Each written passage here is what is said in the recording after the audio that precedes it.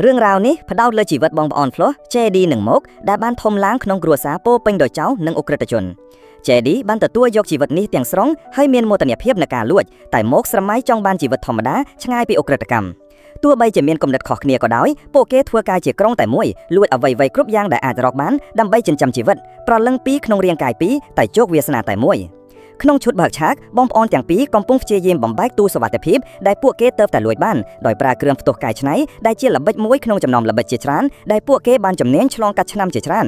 พวกเกอาจบอมตัวเวียบัดให้ยกแปรกเจนปีขนมขมงปลอกแต่งปีเนี้ยก็ได้โจลขนมเตลให้บังหันแปรกได้พวกเกเติบแต่ลวยบ้านตัวบ้านการสอดสารปีสมาชิกครัวซาระบบพวกเกยกนู้พกายสำนักบ้านบอมพลื้อเลดมบุลเตะดอกสระกัมระบบพวกเกแต่พวกเกมันดังท้าเวียนหนังคล้ายจะยกจองเกล้าในสุเพียมังกุลครัวซาดอร้องกับกล้อมระบบพวกเกเพลียมนู้มาได้ระบบพวกเกกัดได้เจ้าจุ่มเงยมานักได้มักโดนขังกรอบเตะชิมุยสังสารระบบเนียงแกลนพวกเกเติบไตบอมพลานกาพลนดัดเปียปนหนังตะบงมรกัดโดเมียนตำไลบรรใต้โพลิสกำปงตามด่านพวกเกหอยแกลนเต้าบ้านเกบังอำลองเปรดเกตพวกเกมันแอดในบ้านอยู่เดหอยบ้านหมกตรำไตเลียกันเนี่ยบรรทัดปีเรียบจำระบบอย่างรอฮัสกัดเอาคนปลอกระบบเนียงให้จุนโปดพวกเกโดยพระพวกเกท้านี่ประหารเจเปจงกราวได้พวกเกหนังจูบกันเนี่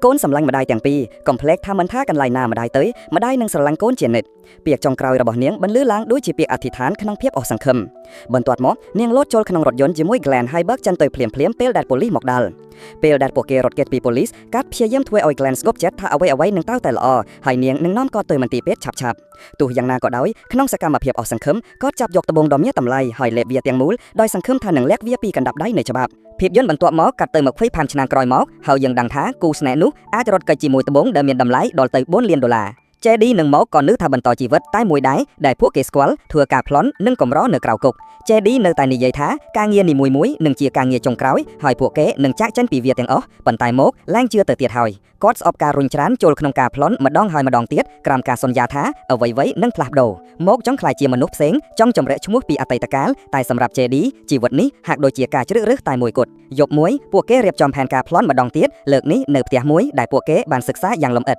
พวกเกสควอลพลังเปลเวเลียนึ่งจรอกเจนได้ไตรเตอรวยเตียงอ๋อบรรทายขณะเปลได้พวกเกเนื้อขนมรถยันระเบิดพวกเกจับประดามในใยอมปีมาได้ระเบิดพวกเกได้บัดคล้วนออกระยะเปลมาไพ่ปรามชนำมกสไดบรรโตมาได้ระเบิดกวดจอมพวกกาบอบองพวกเกเจ้าหนึ่งตกเอาพวกเกทอมไลน์ขนมปีพกโลกได้การลวดคลายเจจมเรสไตมวยกดมาได้บ้านบ่มไฟจีวัดเยินเนียงกึศใต้ปีคล้วนไอ้ยังจีโกนระเบิดเนียงเต้าเนียงไอบอบองยังเจ้าอย่างไม่บ้านมกสไลอย่างเกรียมกรมเจดีตัวอย่างนะบะได้เซตมันพรมในใยอักรออัมปีเนียงโดยในใยท้าเนียงบานถวยเอาไว้แดเนียงไตรถวยฉลองกัดห้อยบองอ้อนก็เมียนจำเริดเอาไว้คล่าพวกเยิงก็จีโกนเจ้าในโจกเวียสนาโดยขเนียบรรตัวปีพวกเกดอกสไลเพียบเคาะขเนียระบบพวก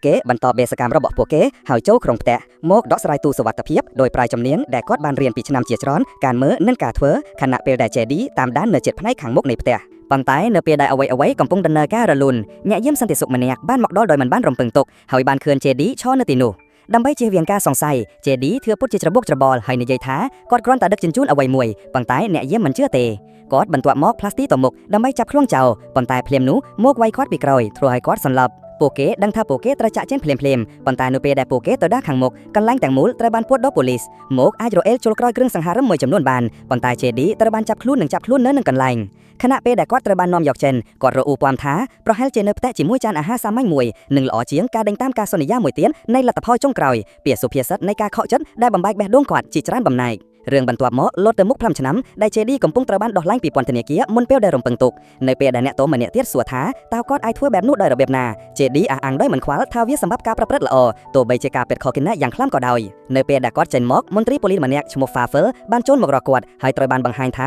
กอดบ้านเปล่าตำแหน่งตำน้องระบบกวดดังใบกัดบันท้อยโตเจดีเล็งตามในปีมุกหยักเดตยออกกลกวดนั่งทบจำนวนประสันบะมาได้ระบบฟาเฟอร์ตระก้าเอาไว้มวยบอลตายฟาเฟอร์มันจับอารมณ์หนึ่งพี่ปริยกวดเตียงเจดีเติมมาค้างให้ทัวเอาจะบาท้าการดอกแรงระบบกวดมันแม่เจก้าอนุกรเวียเจ็บพนัยมวยในเกตปรมเปรียงเจดีไตรแต่นำยกตะบงมรกตดอมยันตำไลได้มาได้ระบบกวดบรรลุการปีมาเพย์พามชนะมนกวดเปรียมยันกวดท้าประสันบกวดสมใบตับเสียเยี่ยมเหลงฉลาดหรือดอกคลวนเจนกวดหนึ่งตัวคลวนเทียนเนียท้าเจดีหนึ่งบรรจบเนื้อกันไหลได้อักระเจียงปนเนียเกียฟาฟลบรรตัวมอกประกอบตัวสับอ้อยกวดให้ปรับกวดอ้อยในเตียกตงเพียบทุนทงในเพียรกตทัวเอาเจดีหนัวจัดกวดไตรแต่เลี้ยบองอัตยตะกาลดำใบไอกระเรียจะเพียบระบบกวดหรือก็เพียบจำใบเจียจำเรือเมียงเตี้ยสำหรับกวดเนื้อมาคางเตี้ยมกบานจะเจนปีอัตยตะกาลอกระระบบกวดไอละนี้กวดรูเนื้อจีวัดดสงบสงัดทัวการ នៅភោជនីយដ្ឋានហើយរៀបការដោយមានកូនម្នាក់ក្នុងផ្ទៃគាត់បានដកខ្លួនចេញទាំងស្រុងពីអតីតជីវិតរបស់គាត់នៃការលួចហើយមិនចង់ពាក់ព័ន្ធនឹងឧក្រិដ្ឋកម្មទៀតទេប៉ុន្តែថ្ងៃមួយដោយគ្មានការព្រាមានចៅហ្វាយរបស់គាត់បានឆប់គាត់នៅនឹងកន្លែងនៅពេលដែលមកសួរថាហេតុអីចៅហ្វាយពន្យល់ថាគាត់បានលាក់កំណត់ត្រាឧក្រិដ្ឋកម្មរបស់គាត់នៅពេលដែលគាត់ចូលរួមហើយនោះជាមូលហេតុដែលគាត់ត្រូវបែកដកចេញមកព្យាយាមការពារខ្លួនគាត់ដោយនិយាយថាគាត់បានផ្លាស់ប្ដូរប៉ុន្តែចៅហ្វាយបដិសេធមិនព្រមស្ដាប់ប្តីរបស់អ្នកជាឧក្រិដ្ឋជនតើអ្នកគិតថាខ្លួនអាចទុកចិត្តគាត់បានយ៉ាងម៉េចពាក្យរបស់ចៅហ្វាយភ្លាំងភ្លើងខ្លងខ្យល់ហើយមកទទួលយកការពិតរបស់គាត់ដោយភាពងងឹតនៅពេលដែលមកទៅដល់ផ្ទះគាត់ភ្ញាក់ផ្អើលដែលឃើញបងប្រុសរបស់គាត់ JD កំពុងនិយាយជាមួយប្រពន្ធរបស់គាត់ភ្ញាក់ផ្អើលនឹងមិនស្រួលមកទៀងគាត់ចិនក្រៅហើយសួរថាតើគាត់ចេញពីគុកឆាប់ប៉ុណ្ណា JD ទទួលស្គាល់ថាគាត់បានធ្វើកិច្ចព្រមព្រៀងជាមួយមន្ត្រីប៉ូលីសហើយជាការផ្លាស់ប្ដូរសម្រាប់ការដោះលែងមុនពេលកំណត់របស់គាត់ត្រូវតែបំពេញការលួចមួយទៀតគាត់បង្ហាញថាមានហាងសម្លៀកបំពាក់មួយជាមួយនឹងទូសុវត្ថិភាពពេញដោយសាច់ប្រាក់ដែលមកអាចបើកដោយងាយទោះយ៉ាងណាមកបដិសេធភ្លាមដោយរំលឹកគាត់ថាគាត់លែងនៅក្នុងចំនួននោះទៀតហើយគាត់និយាយថាឪពុកម្ដាយនិងបងប្រុសរបស់ប្រពន្ធគាត់នឹងមកសួរសុខទុក្ខសម្រាប់ពិធីជប់លៀងតូចមួយហើយប្រាប់ JD ឲ្យគ្រាន់តែញ៉ាំហើយចាក់ចេញស្ងាត់ក្រោយមកនៅពេលល្ងាចនោះភ្ញៀវមកដល់ផ្ទះពេញដោយថាមពលនៅពេលដែលអ្នកទាំងអស់គ្នាជួបជុំគ្នាសម្រាប់អាហារពេលល្ងាច JD ចាប់ផ្ដើមនិយាយរឿងអំពីកុមារភាពរបស់មកយ៉ាងស្រួលហើយថែមទាំងកំ pl ែងថាមនុស្សម្ដងគិតថាគាត់នឹងមិនខ្លាចជាឪពុកនោះទេនេះធ្វើឲ្យស្ថានភាពកាន់តែអាក្រក់ប៉ុន្តែគ្មាននរណាម្នាក់និយាយមួយម៉ាត់ក្រោយមកនៅពេលដែល JD ចេញទៅយកភេសជ្ជៈគាត់ជួបបងប្អូនថ្លៃរបស់មកហើយអញ្ជើញគាត់ឲ្យចែករំលែកការជក់បារីពួកគេក៏ហ៊ុយកញ្ឆាហើយចាប់ផ្ដើមស្រែកនៅចុងសំឡេងរបស់ត្រាប់គេដូចជាគ្មានថ្ងៃស្អែកនៅពេលដែលមកឃើញបងប្រុសរបស់គាត់កំពុងធ្វើឲ្យខូចថ្ងៃពិសេសរបស់គាត់បាត់បង់កំហិនរបស់គាត់ហើយចាប់ផ្ដើមវាយគាត់ប៉ុន្តែមុនពេលដែលរឿងអាចខ្លាយជាអាក្រក់ប្រពន្ធរបស់គាត់ AB ចូលមកហើយបំបាយពួកគេក្រោយមកសម្រាប់ចិត្តប្រាប់ការពិតហើយប្រាប់ប្រពន្ធរបស់គាត់ថា JD មិនដែលនៅក្នុងកងទ័ពទេតាមពិតគាត់កំពុងបម្រើទោសរបស់គាត់នៅក្នុងពន្ធនាគារចំពោះការប្លន់និងឧក្រិដ្ឋកម្មផ្សេងៗទៀតទោះយ៉ាងណាក៏ដោយ AB ឆ្លើយតបថានាងបានដឹងរួចហើយដោយសារតែបរិសម្នាក់ដែលមានទំហំដូច JD មិនអាចត្រូវបានជ្រើសរើសនៅក្នុងកងទ័ពនោះនាងក៏ទទួលស្គាល់ផងដែរថាពួកគេទាំងពីរបានធ្វើកំហុសនៅអតីតកាលប៉ុន្តែនិយាយថាវាដល់ពេលដែលត្រូវទុកអ្វីៗទាំងអស់នោះនៅពីក្រោយដើម្បីកូនរបស់ពួកគេក្នុងពេលជាមួយគ្នា JD ត្រឡប់ទៅកន្លែងដែលគាត់កំពុងស្នាក់នៅហើយរកឃើញការហៅទូរស័ព្ទខកខាន17លើកនៅលើទូរស័ព្ទរបស់គាត់មុនពេលដែលគាត់អាចទូរស័ព្ទត្រឡប់ទៅវិញ Faful មកដល់ភ្លាមហើយគប់គាត់ចូលទៅក្នុងអាងងូទឹកមន្ត្រីដែលខឹងសម្បាទាមទារដឹងថាហេតុអ្វីបានជា JD មិនបានឆ្លើយតបការហៅទូរស័ព្ទរបស់គាត់ពេញមួយថ្ងៃគាត់បន្ទាប់មកសួរថាតើត្បូងមរកតនៅឯណាហើយ JD ប្រាប់គាត់ថាគាត់កំពុងធ្វើការលើវាប៉ុន្តែត្រូវការពេលវេលាដើម្បីបង្កើតក្រុម Faful មិនជឿពាក្យដែលគាត់និយាយទេដូច្នេះគាត់ដកកាំភ្លើងចេញមកបង្ខំឲ្យ JD ដាក់ស្នាមលាមដៃរបស់គាត់នៅលើវាហើយព្រាមានគាត់ថាប្រសិនបើគាត់ព្យាយាមដកខ្លួនចេញស្នាមរាមដៃទាំងនេះនឹងត្រូវបានប្រើដើម្បីបញ្ជូនគាត់ត្រឡប់ទៅពន្ធនាគារវិញភ្លាមគាត់បន្ទាប់មកដាក់ទណ្ឌកម្មបន្ថែមដល់អ្នកកំសត់នោះដោយវាយគាត់សន្លប់ជាមួយនឹងការចោទទម្ងន់ក្រោយមកបន្តិច JD ក៏ភ្ញាក់ខ្លួនឡើងវិញហើយឃើញមកនៅក្បែរគាត់កំពុងហៅទូរស័ព្ទទៅលេខ911ប៉ុន្តែ JD បោះទូរស័ព្ទចោលយ៉ាងលឿនហើយព្យាយាមពន្យល់ពីអ្វីដែលបានកើតឡើងគាត់បង្ហាញពីរបៀបដែលមន្ត្រីបានមកជួបគាត់គំរាមកំហែងគាត់ហើយទាញយកស្នាមរាមដៃរបស់គាត់នៅលើកាំភ្លើងដើម្បីគាត់មិនអាចរត់គេចបាន JD ប្រាប់មកថាគាត់មិនត្រូវការឡានពេទ្យទេប៉ុន្តែត្រូវការអ្វីផ្សេងទៀតដោយសំដៅលើត្បូងមរកតដោយមានការអាណិតអាសូរចំពោះបងប្រុសរបស់គាត់មកយល់ព្រមជួយគាត់ហើយសួរថាតើទូសុវត្ថិភាពនៅឯណា JD ឆ្លើយតបថាវានៅក្នុងទីក្រុងជិតខាងហើយនឹងចំណាយពេលយ៉ាងច្រើន2ថ្ងៃដើម្បីបំពេញការងារពួកយើងនឹងត្រូវចោលទៅក្នុងផ្ទះដែលអ្នកមិនដែលស្គាល់និងរកឃើញអ្វីមួយដែលបាត់ខ្លួនអស់រយៈពេល25ឆ្នាំតើនេះគឺជាផែនការរបស់អ្នកមែនទេក្តីសង្ឃឹមតែមួយគត់របស់យើងគឺដើម្បីសង្ឃឹមថាវានៅទីនោះមកនិយាយដោយការមិនជឿជាក់នៅក្នុងឈុតបន្ទាប់មកទូរស័ព្ទទៅប្រពន្ធរបស់គាត់ហើយបង្កើតរឿងមួយដោយនិយាយថាយាយរបស់ JD កំពុងជិតស្លាប់នៅក្នុងទីក្រុងមួយទៀតហើយគាត់ត្រូវការនាំគាត់ទៅទីនោះនេះធ្វើឲ្យ AB រំខានហើយនាងសួរថាតើគាត់អាចគិតអំពីការចាកចេញពីនាងក្នុងស្ថានភាពបែបនេះបានយ៉ាងដូចម្ដេចប៉ុន្តែមកធានាប្រាប់នាងថាគាត់នឹងដឹក JD ចេញហើយត្រឡប់មកវិញភ្លាមដោយបន្ថែមថាប្រសិនបើពួកគេមិនរឹបអូសគាត់ឥឡូវនេះទេគាត់អាចនឹងរស់នៅក្នុងផ្ទះរបស់ផ្ទះពួកគេជាអចិន្ត្រៃយ៍នៅពេលដែលឮរឿងនេះ AB ទីផុតបាត់ត្រូវបានជឿជាក់ហើយនាងផ្កាអនុញ្ញាតឲ្យគាត់ទៅតែត្រឡប់មកវិញមុនពេលកូនរបស់យើងកើតឬក៏ខ្ញុំនឹងមិនអាចអត់ទោសឲ្យអ្នកបានទេនាងប្រមានកាន់ឡងពេលដែលក្ញែករបស់នាងបង្ហាញពីភាពរន្ធត់លើពួកគេដែរបងប្អូនប្រុសបន្ទាប់មកឆាកចេញពីកន្លែងនោះហើយឈប់នៅម៉ូតែលមួយដើម្បីចំណាយពេលយប់នៅពេលដែលពួកគេទៅដល់បន្ទប់របស់ពួកគេដឹងថាមានក្រែតែមួយប៉ុណ្ណោះដូច្នេះពួកគេលេងថ្មក្រដាសកន្ត្រៃដើម្បីសម្រេចថានរណាទទួលបានវាមកបានឈ្នះប៉ុន្តែប្រាប់ JD ឲ្យយកក្រែនោះដោយសារគាត់បានដេកលើកម្រៅអ៊េតអស់រយៈពេលជាច្រើនឆ្នាំទោះយ៉ាងណាក៏ដោយ JD បដិសេធហើយនិយាយថាមកគួរតែយកវាជំនួសវិញដោយសារវាជាផែនការរបស់គាត់នៅក្នុងទីនេះនៅចុងបញ្ចប់គ្មាននរណាម្នាក់ដេកលើក្រែនោះមកសម្រាប់លើសាឡុងខណៈពេលដែល JD ដេកលើនៃឥដ្ឋពួកគេមើលទៅដូចជាក្មេងតូចដែលឆ្លោះគ្នាជាមួយបងប្អូនម្ដងទៀតក្នុងពេលដំណើរមួយដ៏ខ្លីអតីតកាលនៃភាពសប្បាយរីករាយត្រូវបានរំលឹកឡើងវិញតែក្នុងពេលដំណើរគ្នាការគំរាមកំហែងនៃបច្ចុប្បន្នកាលក៏ដូចជាស្រមោលងងឹតលើពួកគេដែរនៅថ្ងៃបន្ទាប់ Faful ត្រឡប់ទៅបន្ទប់របស់ JD ដើម្បីស្វែងរកគាត់ប៉ុន្តែរកឃើញតែតុក្កតាមួយនៅលើគ្រែ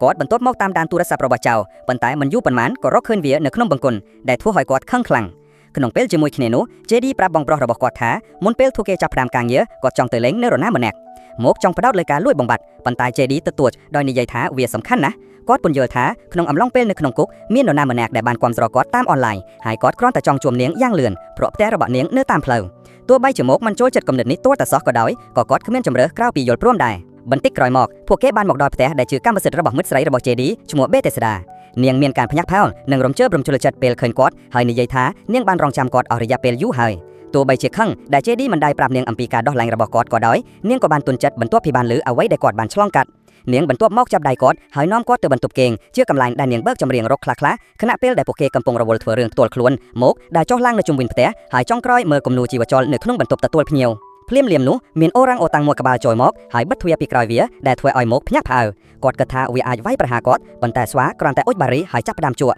់វាណែនាំខ្លួនវាថាជា Samuel ហើយមកក៏ឆ្លើយតបដោយណែនាំខ្លួនគាត់ផងដែរប៉ុន្តែបន្ទាប់មកវាចាប់ផ្ដើមធ្វើសកម្មភាពចម្លែកហើយខាត់ទៅចិត្តមកហើយទីបំផុតធ្វើអ្វីមួយដែលធ្វើឲ្យគាត់មិនស្រួលខ្លួនខ្លាំងដោយមានការរំខាននិងការព្រួយបារម្ភគាត់បានទាញខ្លួនចេញយ៉ាងរហ័សហើយរត់ចេញទៅឡានខាងក្រៅនៅខាងក្នុងវិញ Bethesda ចាក់ចេញពីបន្ទប់ដើម្បីប្រើបង្គន់ JD ប្រើឱកាសនេះលួចយកអត្តសញ្ញាណប័ណ្ណការងាររបស់នាងពីកាបូបរបស់នាងបន្ទាប់មកគាត់ចេញតាមបង្អួចហើយចូលរួមជាមួយមកនៅក្នុងឡានពេលពួកគេបើកចេញមករអ៊ូតាមអំពីឥរិយាបថគួរឲ្យរំខានរបស់ស្វាប៉ុន្តែ JD គ្រាន់តែសើចំអកដាក់វាហាក់ដូចជាគ្មានអ្វីកើតឡើងបន្ទាប់ពីបើកបោអស់រយៈពេល 2-3 ម៉ោងទៀតបងប្អូនប្រុសឈប់នៅម៉ូតែលមួយទៀតខណៈពេលដែល JD កំពុងងូតទឹកមកឆែកមើលរបស់គាត់ហើយរកឃើញសម្បត្តិមួយកំឡនៅពេលដែលគាត់បើកពួកវាគាត់ភ្ញាក់ផ្អើលដែលរកឃើញថាពួកវាមកពីម្ដាយរបស់ពួកគេកាត់ជាម្ដាយដដែលដែលបានបោះបង់ពួកគេកាលពីប៉ុន្មានឆ្នាំមុនសម្បត្តិមួយថែមតែនិយាយថាផែនការរបស់យើងកំពុងដំណើរការគ្រាន់តែកុំប្រាប់មកអ្វីអំពីវាដោយខឹងនឹងមានអារម្មណ៍ក្បត់មកប្រឈមមុខជាមួយ JD ហើយទាមទារឲ្យដឹងថាហេតុអីម្ដាយរបស់ពួកគេសរសេរតែគាត់តែម្នាក់ឯង JD ឆ្លើយតបថាវាព្រោះតែមកមានបញ្ហាកំហឹងហើយគាត់តែងតែមានអារម្មណ៍ផ្ទុះប៉ុន្តែរឿងនេះកាន់តែធ្វើឲ្យមកខឹងថែមទៀត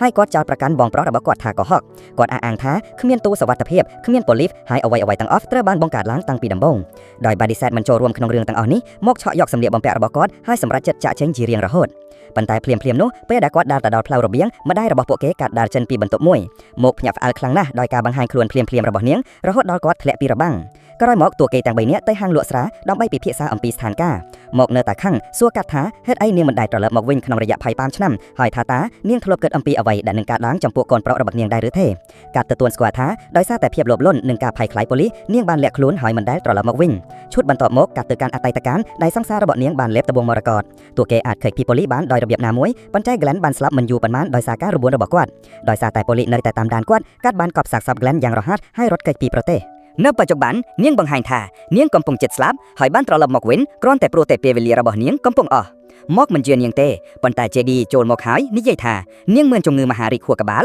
លហើយនឹងមិនរស់បានច្រើនជាង1ឆ្នាំពេលដែលមកឮរឿងនេះគាត់នៅតែមិនចង់ចូលរួមក្នុងផែនការណាមួយគាត់និយាយថាគាត់បានទុករឿងទាំងនោះចោលនៅពីក្រោយហើយមិនចង់ពាក់ព័ន្ធជាមួយបាច់ឬត្បូងមរកតដែលលួចនោះ JD ប្រាប់គាត់ថាពួកគេមិនលួចអ្វីទេគ្រាន់តែទាញយកអ្វីដែលជារបស់គ្រួសាររបស់ពួកគេរួចហើយគាត់ព្យាយាមបញ្ចូលមកដោយសួរថាតើប្រាក់ខែរបស់អ្នកបម្រើពិតជាគ្រប់គ្រាន់ក្នុងការផ្ដល់ជីវិតល្អដល់កូនរបស់គាត់ឬអត់សេចក្តីអធិប្បាយនេះទះមកដូចជាធុងស៊ីម៉ងរ៉ូបតោនហើយគាត់ទីបំផុតយល់ព្រមជួយជាមួយនឹងការងារនេះតែមួយគត់នៅថ្ងៃបន្ទាប់ពួកគេទាំង3នាក់ចាញ់ដំណើរទៅកាន់កន្លែងដែលកាត់បានបញ្ចុះសពសង្សាររបស់នាងក្នុងពេលជាមួយគ្នានោះមន្ត្រីហ្វាហ្វាន់បានទៅដល់ផ្ទះរបស់ Bethesda ហើយសួរចម្លើយនាងអំពី JD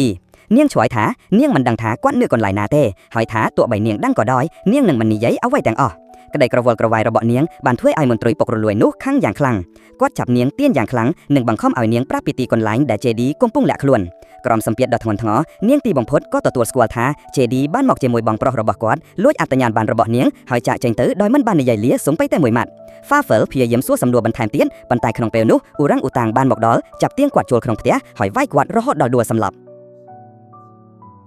់ឯបងប្អូនទាំងពីរនាក់វិញមកបានប្រើអត្តសញ្ញាណប័ណ្ណដែលលួចពី Bethesda ដើម្បីចូលទៅកាន់ការដ្ឋានសំណុំដែលនាងធ្វើការហើយលួចយកម៉ាស៊ីន JCB ពួកគេទាំង3នាក់បន្ទាប់មកទៅដល់ទីតាំងដែលសពត្រូវបានបញ្ចុះមកចាប់ផ្ដើមជីកហើយទីបំផុតរកឃើញសាកសពជាមួយនឹងត្បូងមរកតប៉ុន្តែភ្លាមនោះម្ចាស់ដីបានមកដល់ជាមួយនឹងក្រុមមនុស្សមួយក្រុមដោយសារដីនោះឥឡូវជាផ្នែកមួយនៃកីឡាដ្ឋាន Goal ឯកជនក្រុមនោះចាប់ផ្ដើមដេញតាមពួកគេនិងវាយប្រហារពួកគេដោយប្រើបាល់ហ្គោលក្នុងភាពវឹកវរនោះបុរសម្នាក់ចាប់បាន JD ប៉ុន្តែមកអាចជួយរំដោះគាត់បានពួកគេទាំង3នាក់រត់គេចចូលទៅក្នុងព្រៃដែលនៅក្បែរនោះដោយយកត្បូងមរកតទៅជាមួយ នៅទីនោះពួកគេសម្រេចចិត្តបញ្ចុះសពអតីតស្នេហារបស់កាត់ជាថ្មីមុនពេលបន្តដំណើរបន្ទាប់ពីបានត្បូងមរកតមកវិញ JD មានអារម្មណ៍ថាគ្រប់យ៉ាងបានដំណើរការតាមផែនការដែលត្រួយធ្វើផែនការរបស់ម្ដាយពួកគេទីបំផុតបានបំពេញបន្ទាប់ពីឆ្នាំជាច្រើននៃភាពចលាចលគាត់គិតអំពីរបៀបដែលគាត់ធ្លាប់ជាប់ពន្ធនាគាររបៀបដែលមកបាត់បង់ការងារនិងរបៀបដែលទោះបីជាមានរឿងទាំងអស់នោះក៏ដោយពួកគេនៅតែអាចសម្រេចបានជោគជ័យប៉ុន្តែពេលលើរឿងនេះមកភ្លាមនឹកឃើញរឿងសំខាន់មួយគាត់មិនដែលប្រាប់នរណាម្នាក់អំពីការដែលគាត់ត្រូវបណ្ដេញចេញពីហាងអាហារនោះទេនេះធ្វើឲ្យគាត់ដឹងថាទាំង JD និងម្ដាយរបស់ពួកគេបានរៀបចំផែនការគ្រប់យ៉ាងសូម្បីតែការបណ្ដេញគាត់ចេញពីការងារគ្រាន់តែដើម្បីជំរុញឲ្យគាត់ចូលរួមក្នុងបេសកកម្មនេះ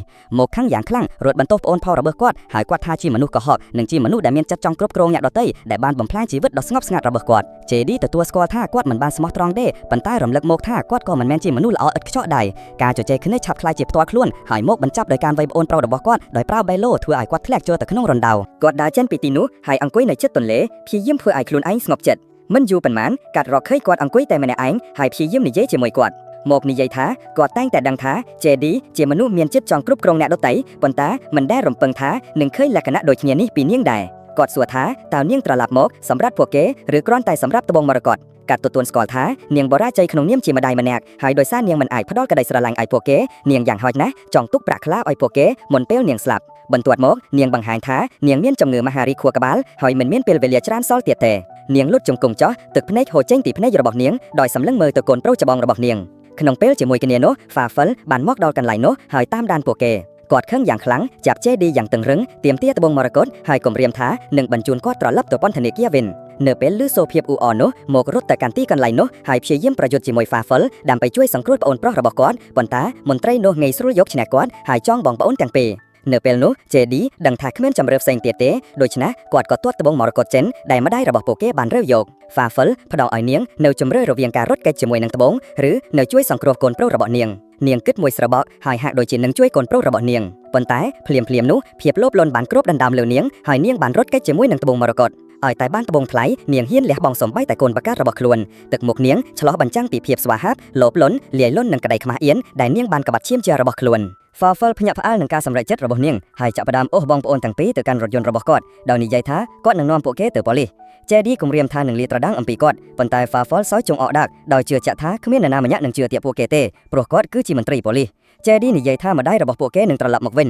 ញប៉ុន្តែមកដែលអស់ចិត្តប្រកាសថានាងនឹងមិនត្រឡប់មកវិញទេម្ដាយយើងហ៊ានលួសកូនដើម្បីលុយតាញ៉ាគិតថានាងនឹងត្រឡប់មកវិញមែនសម្ដីដ៏រស័ព្ទមសុទ្ធរបស់មកធ្វើឲ្យ JD ស្ទើរដាច់ដង្ហើមមិនយូរប៉ុន្មានមន្ត្រីចាប់ផ្ដើមបាច់បោប៉ុន្តែបងប្អូនទាំងពីររវល់តែប្រយុទ្ធគ្នានៅខាងក្រោយក្នុងអំឡុងពេលមានភាពវឹកវរនោះ JD ទាត់ Fafel នៅលើមុខបណ្ដាលឲ្យរថយន្តបែរចេញពីផ្លូវហើយបុកការនេះបានធ្វើឲ្យមន្ត្រីសន្លប់ភ្លាមផ្ដល់ឲ្យ JD និងមកនៅឱកាសដ៏ល្អបំផុតដើម្បីរត់គេចបន្ទាប់ពីស្រាយខ្លួនឯងហើយពួកគេរកផ្លូវទៅកាន់កន្លែងកសំរាមដែលនៅជិតនោះជាកន្លែងដែលពួកគេឈប់សម្រាកមួយផ្លែតមកក៏ទូរស័ព្ទទៅប្រពន្ធរបស់គាត់ហើយធានាថាគាត់នឹងទៅដល់ផ្ទះឆាប់នេះសំឡេងរបស់ប្រពន្ធមកព្រួយបារម្ភតែអស់សង្ឃឹមទៅហើយឥឡូវនេះនាងគ្រាន់តែចង់ឲ្យគាត់មកផ្ទះវិញដោយសុវត្ថិភាពប៉ុណ្ណោះក្រោយពីរងនៅការភ័យខ្លាចអស់រយៈពេលជាច្រើនថ្ងៃក្រោយមក JD ប្រាប់គាត់ឲ្យដើរចេញហើយនៅឲ្យឆ្ងាយពីរឿងនេះប៉ុន្តែមកបានឌីសែតគាត់រំលឹក JD ថាម្ដាយរបស់ពួកគេនៅតែមានត្បូងមរកតដូច្នេះពួកគេត្រូវតែរកនាងឲ្យឃើញហើយបញ្ចប់រឿងនេះក្នុងពេលជាមួយគ្នានោះកាត់កំពុងនៅកន្លែងបដូរពេជ្រដោយដូរត្បូងមរកតយកលុយប៉ុន្តែនាងមិនបានលូកទាំងអស់ទេហើយរក្សាទុកមួយចំនួនសម្រាប់ខ្លួននាងនៅពេលនាងចង្ក្រៅជាមួយនឹងលុយចំនួនច្រើននាងរកឃើញកូនប្រុសរបស់នាងកំពុងរងចាំនាងពួកគេបានបាត់បង់ទំនុកចិត្តដែលពួកគេមានហើយពួកគេប្រឈមមុខជាមួយនាងភ្លាមនៅពេលដែលនាងលេចមុខមកសួរនាងដោយផ្ទាល់ថាតើនាងមានគម្រោងធ្វើអ្វីជាមួយលុយនោះកាត់និយាយស្ទើរមិនចេញព្យាយាមរកលែងល្អក្នុងការឆ្លើយប៉ុន្តែបន្ទាប់មកដោយពីមុនដែរនាងរត់គេចទឹកមុខរបស់នាងពេញទៅដោយការភ័យខ្លាចនិងការដឹងខុសត្រូវអូនម៉ាក់សុំទោសនាងសាប់សៀវតែជើងមិនឈប់រត់ព្រោះលុយនឹងជីវិតសំខាន់ជាងអ្វីទាំងអស់បងប្អូនទាំងពីរដេញតាមនាងចូលទៅក្នុងផ្សារទំនើបដែលបោះបង់ចោលក្នុងអំឡុងពេលប៉ះទង្គិចឃ្វាថងលុយរអិលចេញពីដៃរបស់នាងហើយធ្លាក់ដល់ដីនៅពេលដែល JD ផ្លាស់ទីទៅកាន់វា Fafel ភ្លាមនោះលេចមកដោយមានកំភ្លើងក្នុងដៃហើយចាប់ផ្ដើមបាំងគាត់ស្រែកដោយថងសម្បាថាគាត់នឹងសម្លាប់ពួកគេទាំងអស់គ្នា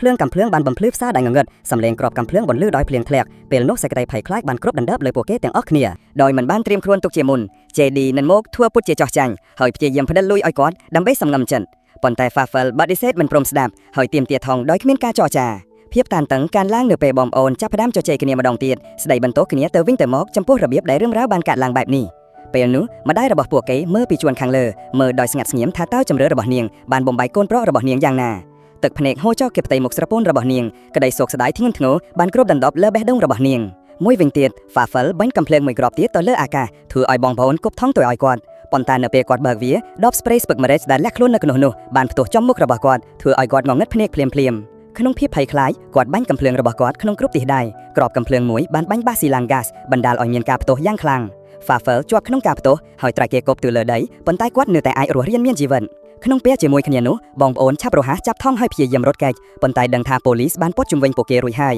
នៅពេលដែលគ្រប់ក្តីសង្ឃឹមហាក់ដូចជាត្រូវបានបាត់បង់កាត់មកដល់កន្លែងកើតហេតុនាងដើរយ៉ាងស្ងប់ស្ងាត់ឆ្ពោះទៅរកប៉ូលីសដោយមានបំណងចោទចាញ់ខ្លួនឯងហើយទទួលខុសត្រូវចំពោះអ្វីទាំងអស់នាងសម្លឹងមើលកូនប្រុសរបស់នាងជាលើកចុងក្រោយហើយជំរុញឲ្យពួកគេចាចាញ់តាមខាងក្រោយខណៈពេលដែលនាងដោះស្រាយជាមួយប៉ូលីសម៉ាក់ធ្លាប់ក្បត់កូនម្ដងហើយម៉ាក់នឹងមិនធ្វើវាម្ដងទៀតទេពាក្យសម្ដីរបស់នាងបានធ្វើឲ្យបងប្អូនទាំងពីររំជើរំជួលចិត្តយ៉ាងខ្លាំងពេលដែលនាងលះបង់សេរីភាពរបស់ខ្លួនដើម្បីជួយសង្គ្រោះពួកគេភាពយន្តបន្ទាប់មកកាត់ទៅកាន់ប៉ុន្មានសប្តាហ៍ក្រោយមកនៅពេលដែលមកទៅជួបចៅក្រមពុករលួយម្នាក់ហើយផ្ដាល់ឲ្យគាត់នៅចំណែកលុយរបស់គាត់ដើម្បីបដូរយកកាំភ្លើងដែលមានស្នាមរាមដៃរបស់ JD នៅលើ